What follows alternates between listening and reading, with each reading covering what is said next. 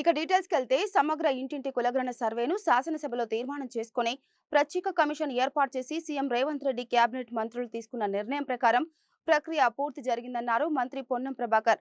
దాన్ని కార్యరూపం దాల్చడానికి సంబంధించి సీఎం, డిప్యూటీ సీఎం, సహచార మంత్రులను చర్చించడం జరిగిందని తెలిపారు.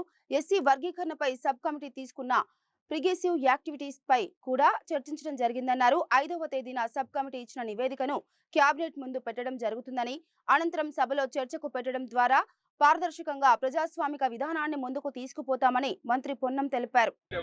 మొట్టమొదటిసారిగా కుల సర్వే పరంగా కులగణన శాసనసభలో తీర్మానం చేసుకొని ప్రత్యేక కమిషన్ వేసుకొని దానికి సంబంధించి కేబినెట్ మంత్రులు గౌరవ ముఖ్యమంత్రి గారంతా తీసుకున్నటువంటి నిర్ణయం ప్రకారంగా ప్రక్రియ పూర్తి జరిగి దాని కార్యరూపం దాల్చడానికి సంబంధించి ఉదయం నుండి గౌరవ ముఖ్యమంత్రి గారు, ఉప ముఖ్యమంత్రి గారు, సహచార మంత్రులు అందరం కూర్చొని చాలా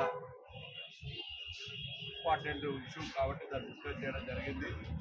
అదేవిధంగా కేటగిరేషన్ సంబంధించినటువంటి యాక్టివిటీస్ కూడా డిస్కస్ చేయడంతో పాటుగా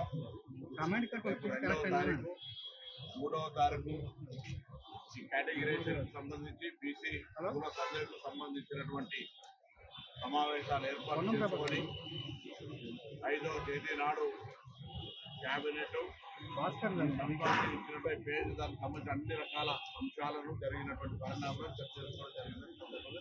తెలియదు దానికి సంబంధించిన కార్యక్రమం భవిష్యత్ కార్యక్రమం సంబంధించి 2వ తేదీ రేపు క్యాబినెట్ సబ్ కమిటీ, 3వ తేదీ నాడు కూడా సబ్ కమిటీ కూర్చొని కుల సర్వే రిపోర్టును దాని తదుపరి కంపెయిన్ చేసుకొని తర్వాత కేటగిరైజేషన్ కూడా చర్చ చేసుకొని